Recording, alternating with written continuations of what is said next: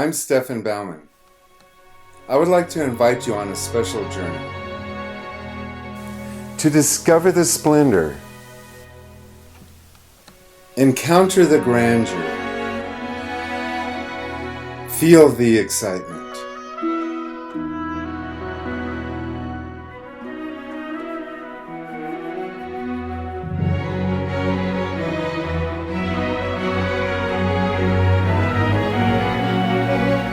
Come along with me as we experience the thrill of painting outdoors.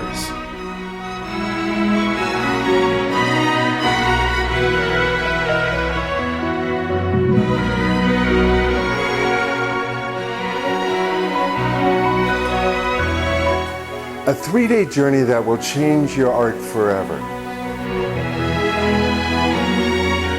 In one of America's most stunning locations, Mount Shasta.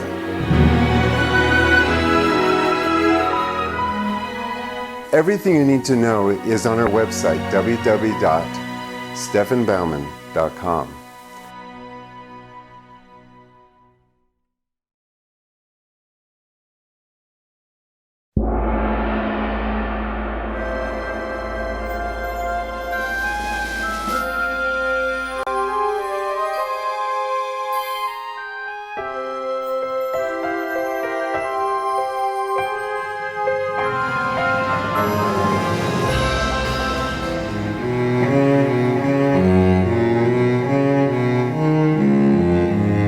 We were talking last night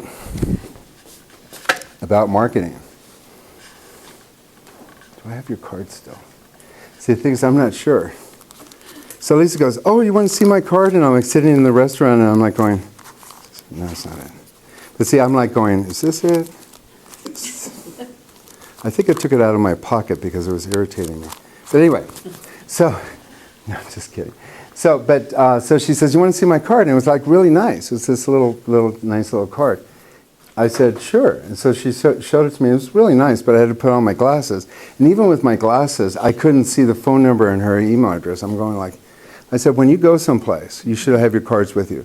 So every one of you who goes on this trip should have a card because you never know who you're going to talk to. And there are a lot of times when you're standing there and they go, "Oh, I own a gallery." A lot of artists get into galleries because they see gallery owners traveling, and they'll go, "I have a gallery in Phoenix," and go, "Oh, here's my card." But you don't hand them a little business card. You hand them this. And you give that to them. It's got your name and stuff, and on the back you put a bio or a story or your website or something like that, and you say, "Here's my card." Now they have like a print practically. And then you go, "Oh, a lot of people who get these like me to sign them. Would you like me to sign them?" And they go, "Why, yes." Now they have an autograph of an artist. Now what are they going to do with that card? They're not going to throw it away now. It's now a souvenir that they keep. And they'll put it someplace like on their office and stuff, and every 3 months that they clean their stuff, this pops back out again. There's your name again. It's all marketing. Every interaction that you have with people, you have to think about how you're going to make a lasting impression. You should be painting out there with logos of your hat, your paint box. You should give them things. Even hand over, if somebody sounds really important, give them the painting you're working on. Say, "I'd love to give you this painting. Would you, let me send it to you when it's dry. I'll love to, because I know what a burden it is to carry it around while it's wet." So that way I got an Indian motorcycle to become one of my collectors. It was in Yosemite, and one of the grandkids came running over, going, "Oh! My grandpa, would love this." And he's like a little 6-year-old, right? Him and his little sister, and I go, "Oh, really?" And he goes, "Yeah, he's the president of Indian motorcycles." I'm like going, "Oh." So he came over, I introduced myself, gave him a card, actually told him I would send him the painting, which gave me his address, and he's been on my collector's list ever since. So you're actually marketing while you're out playing their painting. You have to be prepped for that. How many of you have your business cards with you? Good. How many of you have bigger business cards than business cards? Okay, so whose is this? That's mine. What were you thinking? So you painted what you saw. Yes, no. Where's the central focal point? Right where the tree is. You mean like right here? Yeah. It works. Is it enough for me to really stop and go, whoa? No. I mean, when we put Sharon's painting up, it was like dark, rich colors and that highlight right on that. It's like, wow, that's really effective. I'm not used to painting outside at all. Yeah, no, well, of course not. It's not a natural thing to do. Welcome to the dark side. Yeah, that's perfect. And for where you're at, that's perfect too. But now what we need to do is we need to crank up the volume. Because the problem is that there are a lot of people painting plein air. And if you don't get louder, brighter, stronger, vivid, you're not going to get noticed. And the thing was, is I was trying to gray it out more than it even is. And why is that? Because I just felt it looked so unnatural. What, do you mean the more vivid? Yes. Yeah, well, it does have the feeling of that. It does have the feeling, and that's kind of what we're trying to get, is try to capture the feeling. But the darkers need to be darker and warmer, Yes. and the highlights need to be brighter and lighter. And it's just something you want to kind of keep in mind. The big thing with this was actually, this is actually really quite lovely. Okay? But then as we transition, remember how we talked this morning about transition? As we transition over here, it should have gone gradually darker and darker. And the effect that you actually wanted to capture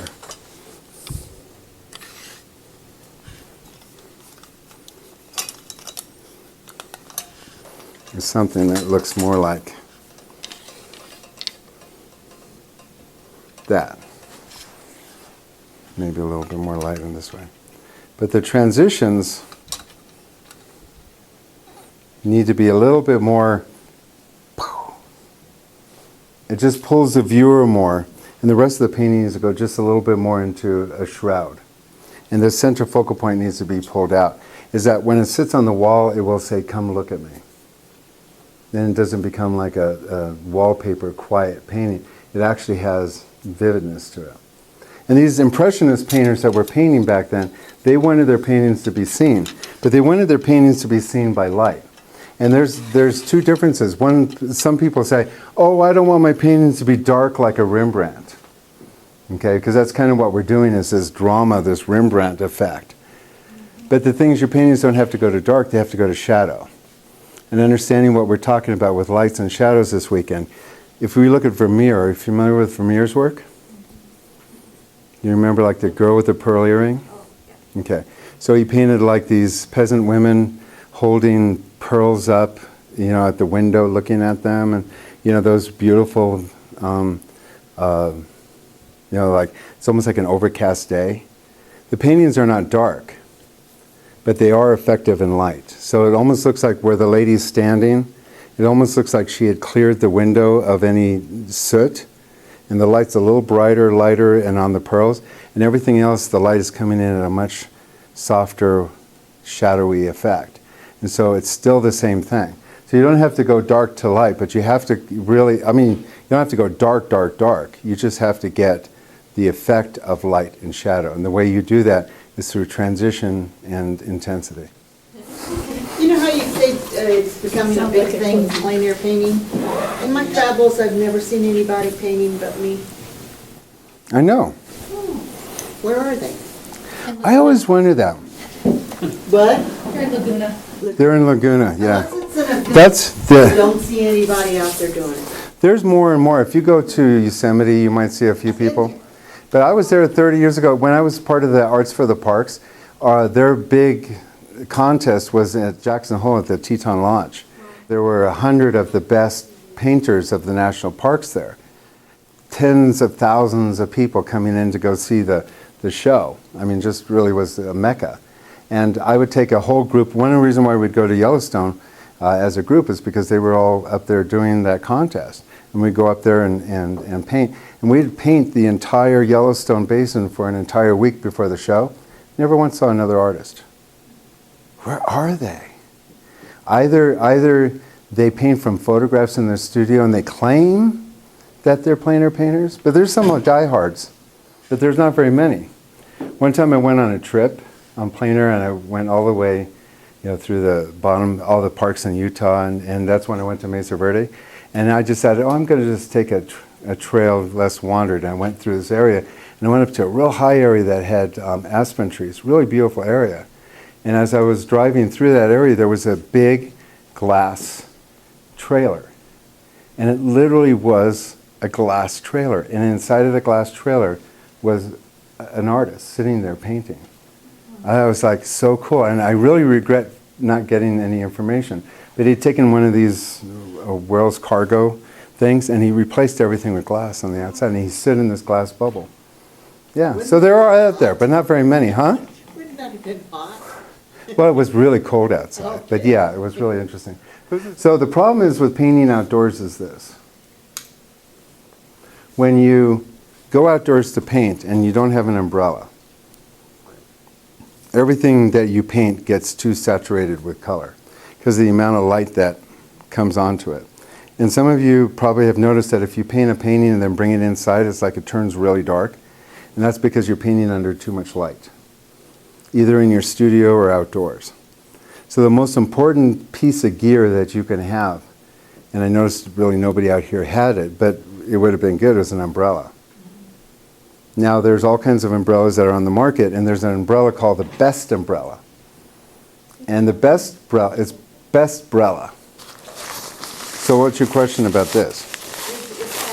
If that would work. I could tell you in a sec. Umbrellas. Because even my experiences with umbrellas have changed quite a bit too. You know, when you teach for 40 years, you get different perspectives of things. Oh, this is interesting.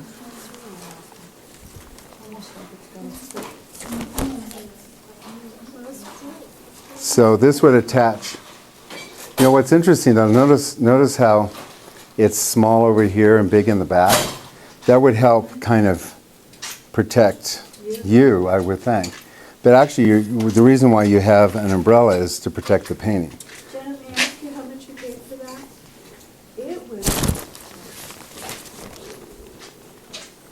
30, 35. I mean, it was not very much at all. That's cheap. Yeah. Yeah. Either it's cheap because it's or it could be that these were really messed up umbrellas and that she could buy them because they were not centered.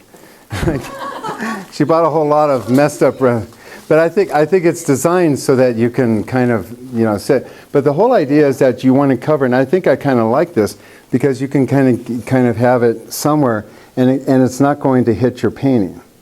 So the reason why you have an umbrella is not for you in skin cancer. That's why you have a hat. But what you want to do is you want to protect your painting from light.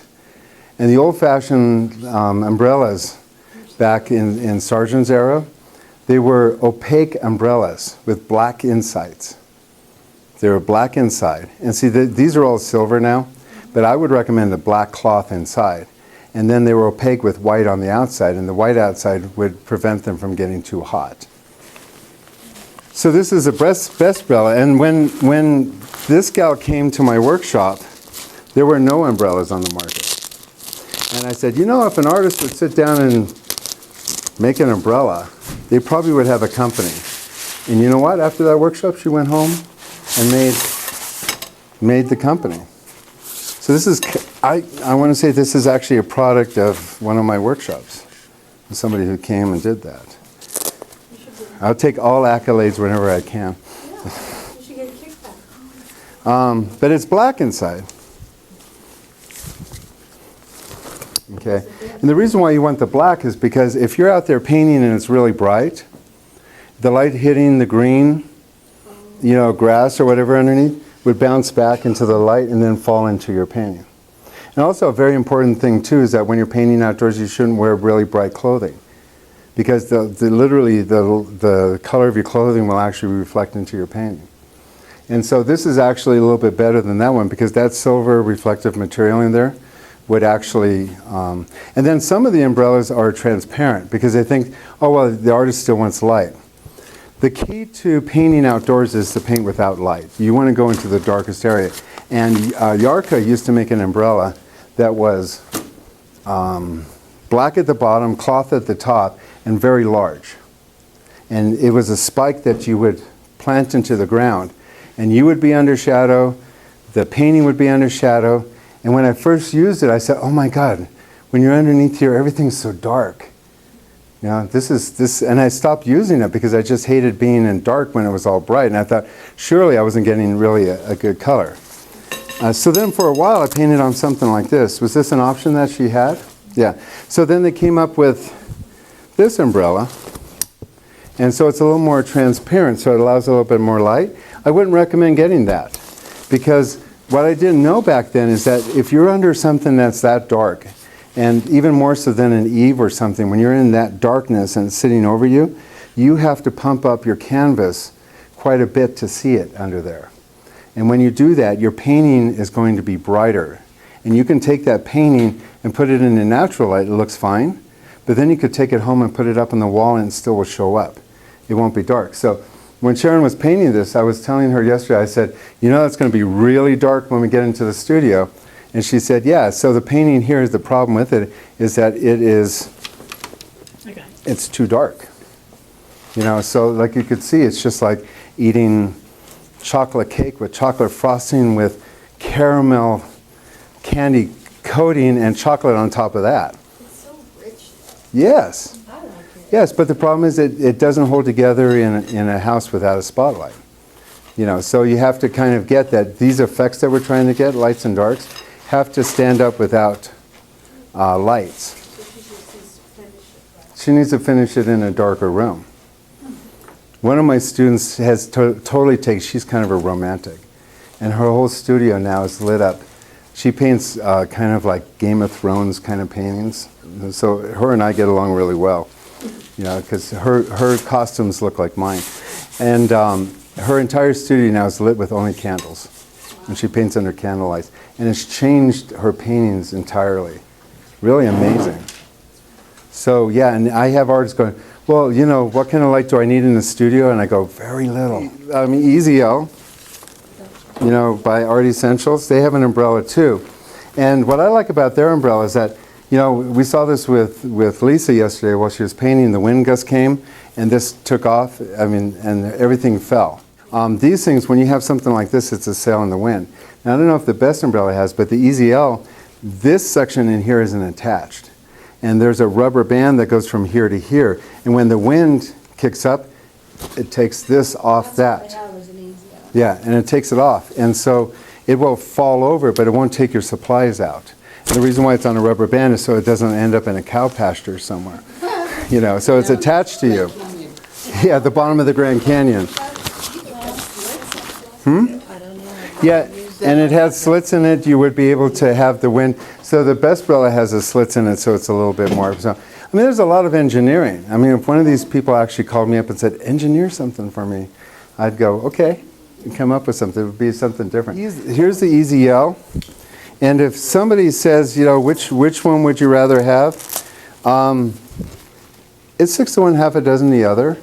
I think that the EZL was actually on the market ahead of time, and she's improved it. I mean, Peggy, who owns this company, is amazing. This company. Yeah, EZL. And so I can call up Peggy and say, oh my God, a student's coming and they don't have an easel, and she will have one in the mail and up here the next day. An easel or umbrella? Anything. Anything. If I called her up and said, oh, one of my students want this by Monday, she'll have it here. And when you call up, you talk to her. She runs the business. So if you notice, this has got this thing. So this is here, and this connects to this. Okay, so you tie this onto here. Okay, and so it sits there, and then all of a sudden, if the wind pops up, this flies off. So the whole unit doesn't fly, this flies off, giving you enough chance to go run and get it. Now if it's hugely, big, then you shouldn't be leaving your painting alone. But if a quick gust falls, you're not going to have the whole thing run away from you. So it's a really nice safety thing, and it won't go into the cow pasture. But again, if you notice, she's got, and she's, it's got the wind flaps, so that the wind can go through it. It's cold and cool on the top, and then black at the bottom, and it's completely opaque. So it's a really good product too. So then it comes into how it attaches, and both these would attach to your easel or your tripod with this. And both these can get pretty long. They have these extensions on them. Is this one about 100, 125? I'm not quite sure what they are. But anyway, so these extend here. And then, this would go onto an easel or even a chair. And so these are designed to go on the leg, the tripod legs for the cameras. And then this adjusts this way and this way with a really good, and you can see what you want to judge a really good product is how well this is. Because this is where the stress will happen. And if something's going to snap, if this is plastic, that's going to snap off. And both these are actually, well, this is plastic. So if I had to compare apples and apples, I wouldn't buy this one because of the plastic. This is metal. This is steel. This is not going to break out. Art Essentials. And it's Peggy. So it's $109. Is it? And if you call her up and say, Stefan recommended, I'm sure she'll take 10% off. I'm sure she will. So this is another nice little gizmo. This is all metal except for the handle. I wish the handle were metal, but Best Bra is 110. 110. So they're comparable. Exactly the same. Yeah. So probably if Best Bra is 110 and Easy L or the Art Essentials is 109. If you call her up and said Stefan recommended you, she'll probably give you 10% off right on the spot. Because I know Peggy. I could call her up and say, hey, if one of my students calls up and says it's for Stefan, will you give him 10%? She would. She's an awesome business person. So call her up and say Stefan sent me, and she'll know who I am. Sap green I used to have two colors that I loved. Sap green was one of them, and burnt umber was the other. And I thought burnt umber and sap green was the best combination for painting trees ever. Until I knew how to look at trees, and I realized, wow, that was really off. Sap green is a really unnatural kind of, it feels like it should be right, but then you can't really get it to go to light and shadow very well.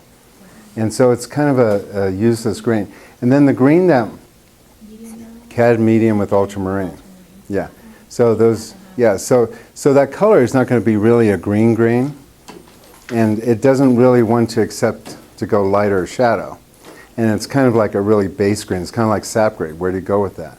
Now, the highlights that we talked about are usually the color of light. And so your highlights tend to be more of a brighter yellow color, a little cooler color, and then the shadows tend to be warm, more of a brown tone. Okay, and then it's that local color that you're trying to figure out. And when the local color is just a little too saturated green by mixing it, and not something that's a little bit more flexible, it has a tendency to just find itself just repeating itself. You have nowhere to go. One of my favorite greens to use is phthalo yellow green, which is a really bright appley green. And I find with colors is take it to the max and then pull it back. So phthalo yellow green is like a full spectrum green. It's a really bright, almost Macintosh green. You know, so and then if you start off with that color, there's your light color. You know, as you add white to that, you got a highlight. And then what you do is you kill that down with blues and browns to the point that you no longer have it anymore. You keep kind of killing it and killing it and killing it. And you can get some really beautiful greens. So here we have the central focal point in here. You can see this is a little bit light for where it is. I would like to have had it settle down more. You got the little cerulean blue. You can see in here, if you squint your eyes, how much cooler that is compared to this. And this is what I was trying to get you to do. Now, wonderful eye magnet. Look at how this brings you back. And then over here, what we want to do is have something that brings you towards the painting so you can actually create an eye magnet that brings us back in. The issue is that this color back in here, it doesn't have enough depth in it. So this is coming way too forward. And it makes this really not quite natural looking. And this is where the problem is. The thing is, I didn't suggest it to knock that down out there because then you would have been opening up Pandora's box working backwards again. I didn't want to do that. So when you go back home, put a glaze over that, and you'll see that. The glaze of what? Cerulean blue and white. You know, and just kind of put it in. You may even use ultramarine blue and white because there's a lot of atmosphere. Usually if you want to glaze something back, you take the atmosphere color that's back here, and you glaze over that, the sky color, whatever that is. If it were blue or greener, then you use that color because that's kind of the color of the atmosphere in that area. So you glaze over that, and then you get a little more distance, and then that allows you to paint this and this in front to bring that more forward. So it's a little aerial perspective that you're not getting of that. Oh my gosh, I love that. That's why we waited for you. That's you. Now what I told her out there, I said, you know, a lot of plein air painters are really bored when they go do workshops and stuff on groups of painters. So they'll sit down and they'll do a painting, but usually not of something that they normally would paint. They usually paint the people that are in the workshop.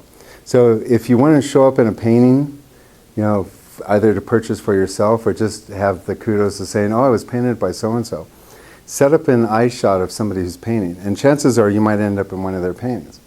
She set up in front of Molly, captured that, and Molly would be the central focal point with her red coat. But ultimately, we really want to bring the light to the canvas there. So we mixed up a really, really bright, cool color. And I put that stroke on there, just bang, so that it really draws our attention. And with Molly looking at that direction, it really creates a real interesting thing. And then this is Chris over here, standing next to. Did you notice you? Yeah. So when you don't know what to paint, usually they're sitting right in front of you. They're great models, and usually for 2 hours they're standing there, not moving much. So they're really great places.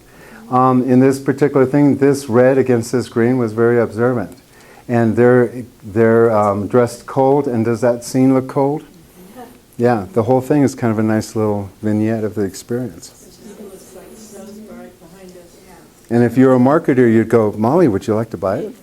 When you're out in a place that has a lot of horizontals, and this is a little bit with the painting you just done, so if you're in a place that has a lot of horizontals, you got to look for verticals. In a place where there are a lot of verticals, you got to look for horizontals.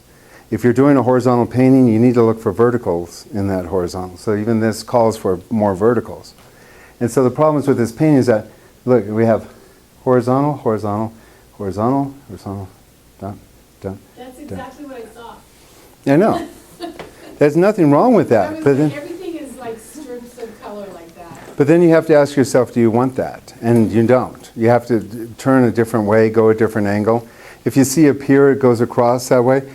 It's not really a good idea. You might want to go close to the pier and have the pier go into your painting. So you want the eye magnets to go. There's no eye magnets in here. It just goes back and forth, back and forth. There's nothing that pulls you in. The one painting that we saw, the land going into the trees and to the sky and then back down again, there was a lot of movement in that because of the eye magnets going around. Here you just go back and forth. So that would be my big criticism in here. And then you gave us a wall here.